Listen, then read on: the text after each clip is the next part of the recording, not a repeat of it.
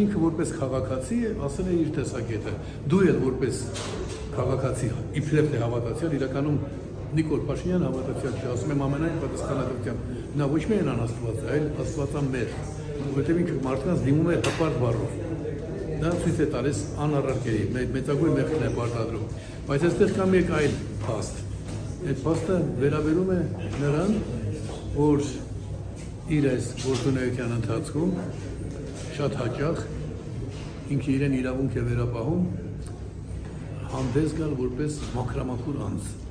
Եթե մաքրամաքուր անձ ես, այդ դեպքում անեիր այն ինչ որ հոգևորականներն արեցին քաղաքական ոլորտում, տեսակետ հայտնեցին։ Դու էլ եկեղեցու մասին քո տեսակետն հայտնեիր, այնտեղ ասել կոչ անեիր, որ այնտեղ քննարկեն։ Այնպես որ ես կարծում եմ, որ ձեր